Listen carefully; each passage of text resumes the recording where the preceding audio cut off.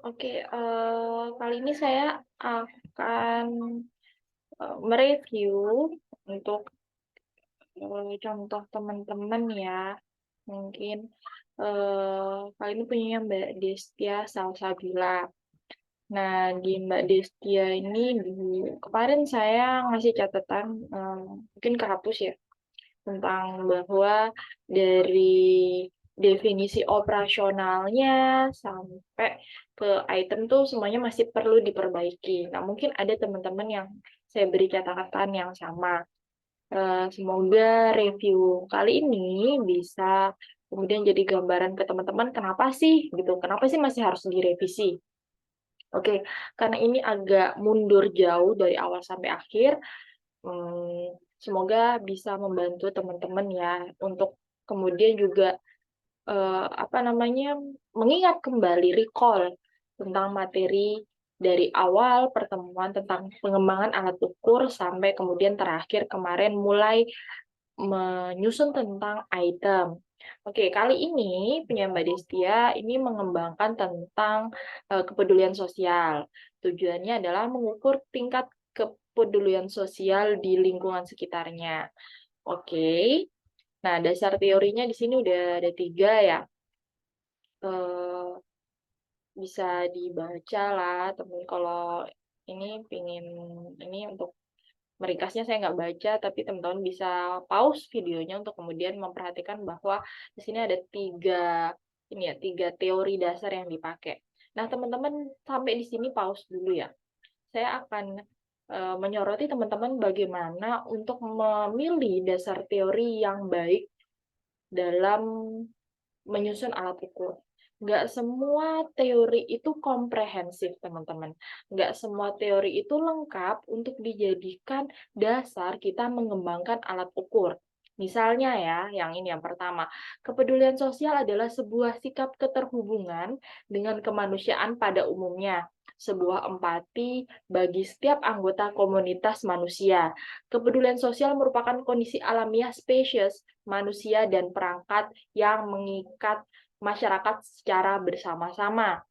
Terus kemudian, teori yang kedua mengatakan bahwa kepedulian sosial membuat manusia sebagai makhluk homo socius, yaitu makhluk yang ingin atau suka hidup dalam skala atau bentuk kelompok, hidup dimanapun selalu membutuhkan orang lain dalam hidupnya, di lingkungan masyarakat dengan anggota masyarakat lain, maupun di sekolah dengan warga sekolah yang lain. Nah, kemudian teori yang terakhir mengatakan bahwa kepedulian sosial adalah sebuah sikap dan tindakan yang selalu berupaya untuk bisa memberikan bantuan kepada orang lain atau masyarakat yang membutuhkan. Oke, teman-teman, di antara 3 ini, mana sih yang baik untuk dijadikan dasar pengembangan alat ukur? Nah, salah satu tanda teori itu baik untuk dijadikan dasar alat ukur adalah komprehensif. Artinya apa? Artinya dia teorinya lengkap dan bisa dipahami. Teman-teman pasti merasakan ya ketika membaca teori itu banyak yang membingungkan gitu kan ya. Ini apa sih maksudnya? Ini apa sih maksudnya? Gitu kan ya. Nah, ketika dia masih membingungkan, itu biasanya karena dia belum komprehensif. Eee, Kemudian tanda yang kedua adalah, teori yang baik untuk mengembangkan alat ukur itu adalah teori yang berasal dari rumpun keilmuan yang, sama dengan kita. Karena kita mau mengembangkan alat ukur psikologi, maka perlu teori tentang kepedulian sosial yang dikembangkan oleh ilmuwan psikologi. Nah, karena kalau enggak akan ada, apa ya, hal-hal yang kemudian masih perlu diterjemahkan lagi, masih perlu di apa ya, diartikan kembali bentuknya dalam, psikologi itu apa. Misalnya di antara 3 teori ini, teori yang paling sulit dipahami atau paling sulit dijadikan dasar bagi alat ukur kepedulian sosial adalah yang tengah. Karena kenapa? Coba teman-teman baca, kepedulian sosial di sini disebutkan bahwa membuat manusia sebagai makhluk homo socius, makhluk yang ingin atau suka hidup dalam skala bla bla bla bla bla. Tetap nggak goal, nggak apa ya, nggak jelas sebenarnya kepedulian sosial itu apa. Yang masih bisa dipakai itu 2, meskipun kedua yang di atas dan di bawah ini juga belum cukup komprehensif, tapi paling enggak adalah kata-kata kuncinya, bahwa, oh itu sikap. Kan dalam psikologi ada konstruk tentang sikap. Oh, kemudian itu sikap keterhubungan, gitu kan ya. Sikap keterhubungan manusia, terus kemudian empati, gitu kan ya. Kepedulian sosial merupakan kondisi alamiah, bla bla bla. Ini sebenarnya juga kurang ini. Udah di poin yang kedua, apa? Poin yang di atas ini, 2 poin yang di atas ini sebenarnya eh, cukup jelas gitu. Tapi kemudian ketika dilanjutkan ternyata belum cukup jelas. Nah, kalau yang di teori ketiga ini yang lebih baiklah di antara dua lainnya. Bahwa kepedulian sosial adalah sebuah sikap dan tindakan yang selalu berupaya untuk bisa memberikan bantuan kepada orang lain atau masyarakat yang membutuhkan. Nah, di teorinya AZ ini kita bisa menangkap bahwa kepedulian sosial itu bentuknya tidak hanya sikap, tapi juga tindakan. Kalau kita bawa ke teori psikologi, psikologi kan memecah manusia itu ya dalam memahami manusia itu menjadi 3, afeksi, kognitif, dan behavior kan. Kalau sikap dia masuk ke kognitif, tindakan dia masuk ke behavior gitu loh. Jadi kita udah punya dua kata kunci nih. Oh, bahwa kepedulian sosial itu bukan hanya sikap, tapi juga tindakan. Tindakan yang seperti apa sih? Nah, yang selalu berupaya untuk bisa memberikan bantuan kepada orang lain atau masyarakat yang membutuhkan. Kenapa kemudian saya bilang teori ini masih kurang meskipun di antara tiga tiga yang lain ini kan yang terbaik itu yang ini. Karena kemudian belum muncul aspek-aspeknya apa. Kita maju ya teman-teman. Nah, di definisi operasional, maka yang tepat untuk merumuskannya, teman-teman bisa lihat di panduan, itu adalah menjabarkan konstruk yang kita ingin kembangkan alat ukurnya ini bentuk definisi definisi konkretnya gitu tadi ya. Definisi konkret itu definisi seperti apa sih? Nah, itu yang bisa nge-refer ini konstruk ini nih masuk apa? Masuk kognitif kah? Masuk afeksi kah? Masuk behavior kah? Gitu. Itu udah tanda-tanda bahwa definisinya udah cukup operasional karena bisa menyebutkan bentuk konkretnya apa gitu kan ya. Oh, di sini harusnya bisa merumuskan bahwa kepedulian sosial adalah sebuah sikap dan tindakan yang selalu berupaya untuk bisa memberikan bantuan kepada orang lain atau orang yang ini ya masyarakat yang membutuhkan. Ditandai dengan, nah itu nanti ada aspek-aspeknya atau indikatornya gitu kan ya. Itu harus didalami lagi teorinya. Teorinya bilang apa sih gitu ya. Jadi sarannya untuk Mbak Distia, teorinya AZ ini harus didalami lagi gitu kan ya, dicari lagi. Kalau menurut AZ, kepedulian sosial itu aspek-aspeknya apa aja, indikatornya apa aja, misalnya kayak gitu kan ya. Terus kemudian ditambah di sini. Nah, di definisi operasional juga tidak boleh ada nama tokoh lagi, gitu kan ya. Karena definisi operasional itu udah rumusan pribadi dari pengembang alat ukur agar bisa kemudian menemukan formula yang pas gitu dalam mengukur tentang kepedulian sosial gitu.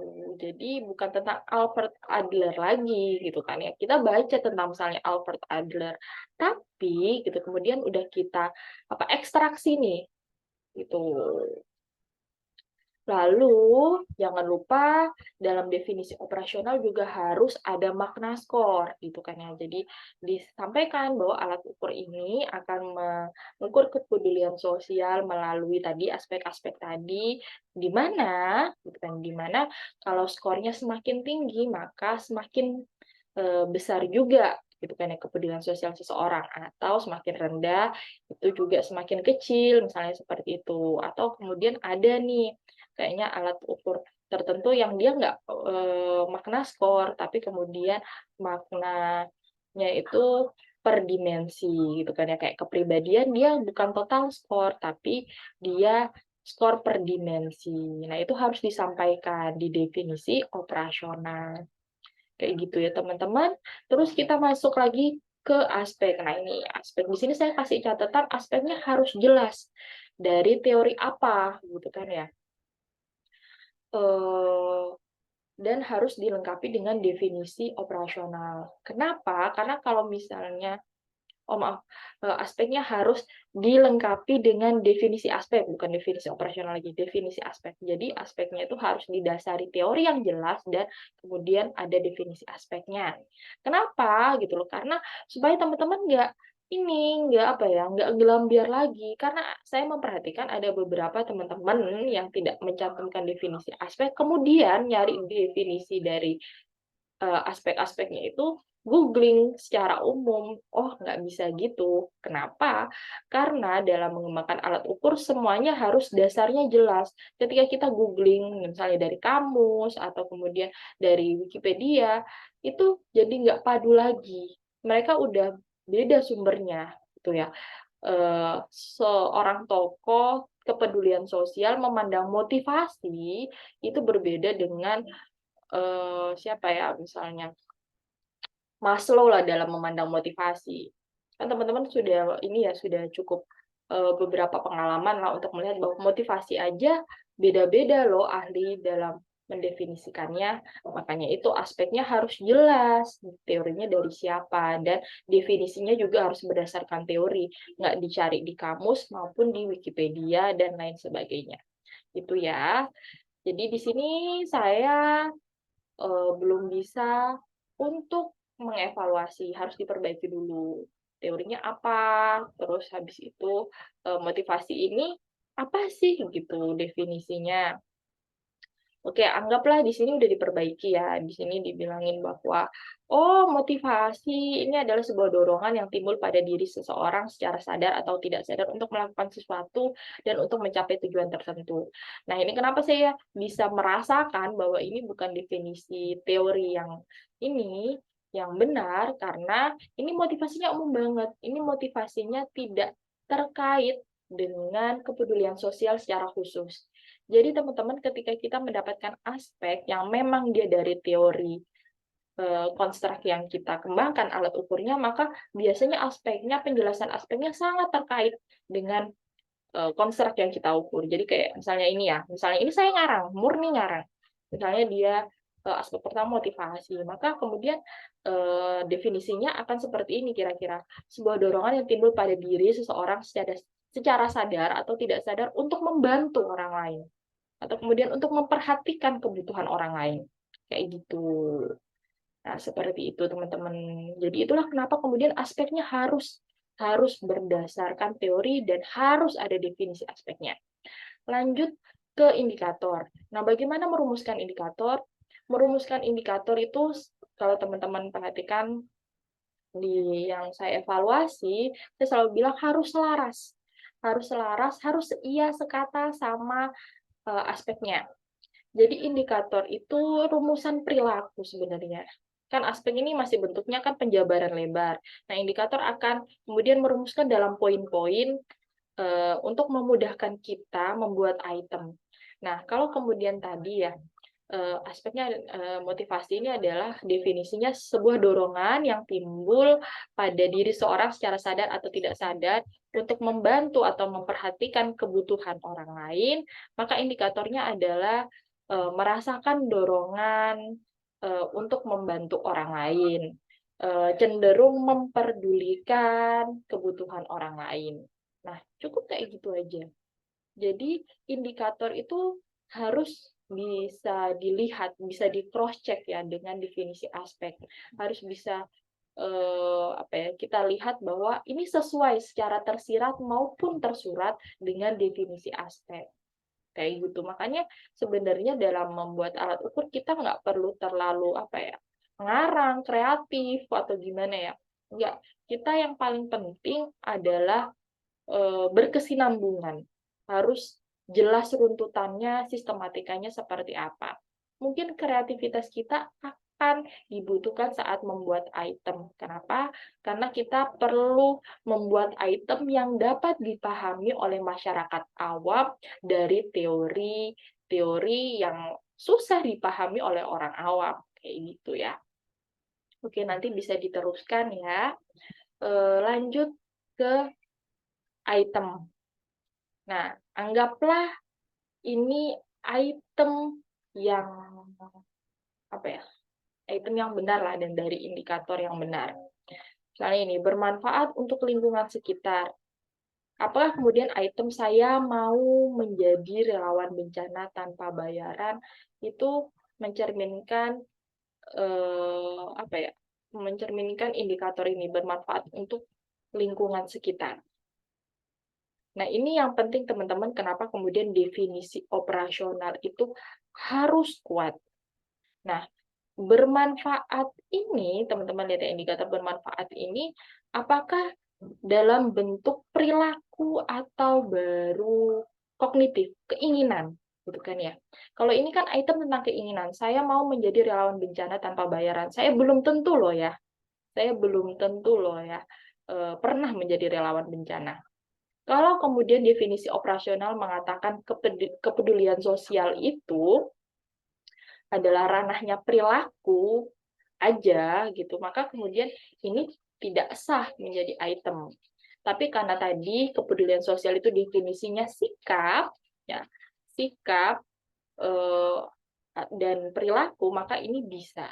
Misalnya, ini kalau indikatornya benar, tapi kan indikatornya masih perlu diperbaiki lagi kan ya.